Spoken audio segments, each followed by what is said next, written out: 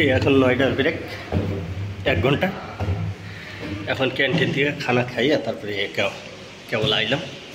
এখন দেখেন গেঞ্জিটা শুকায় নাই, এখনও ভিজা রয়েছে। এত পরিমাণ গরম পড়তেছে রে ভাই, সে বলার মতো না। এত পরিমাণ গরম পড়তেছে, একদম ভিজে প্যান্ট পর্যন্ত ইয়ে হয়ে যেতেছে। তবে সামনে আরও কঠিন দিন আইতেছে, সেই সময় তো মানে গরমের কথা মানে বলাই যাবে না, এমন অবস্থা। একবারে পায়ে শুটু একেবারে যা আছে একেবারে ভিজা শুর ভিতরে পানি জমে যাবো গা, এমন অবস্থা। তো দেখেন এই যে ইয়া দিয়া উঠতেছি, কেবল এখনও মুখটা শুকায়নি, ক্যান্টিন থেকে খাইয়া আইতাছি। বাবারে এত কষ্ট মানুষ কেমনে পারে, আর কি করবো রে ভাই। হ্যাঁ, এই দেখেন এই যে ফলর, এই ফলর দিয়ে আমি এখন যাইতাছি। কষ্টের কথা কইয়া লাভ নেই। আর আমরা আগুনের কাজ করি, ওয়েল্ডিং কাজ করি ভাই, এত পরিমাণ গরম বরদাস্ত করার মতো না। পেশা ওইলতে হইতে হইতে হইতে একদম মানে খয়েরি কালার হয়ে যায়, বুঝছেন। তবে পানিটা যদি পর্যাপ্ত পরিমাণ না খাই তাহলে তো একদিনও চলার মতো কায়দা নেই।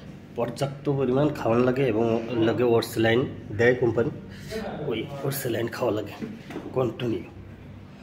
আর যদি না খাই তাহলে তো অবস্থা টাল, বুঝছেন। हाँ, खाना हो गया? ड्यूटी कब हुआ?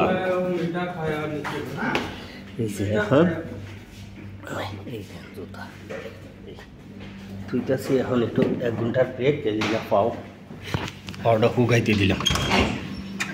এই দেখেন অন্ধকার রুম, এই এখন লাইট জ্বালাইলাম।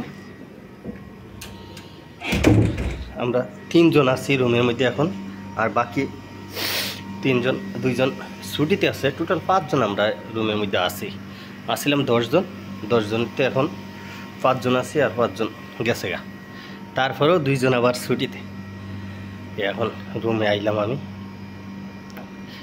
তা বাকিটা সকালবেলা দেখবে না যে আমি কয়টার সময় আই। এই যে গিয়া 10টার সময় লাভ ঘুমো ভাই, 10 মিনিটের লেগে আর কোনো ইয়া নেই,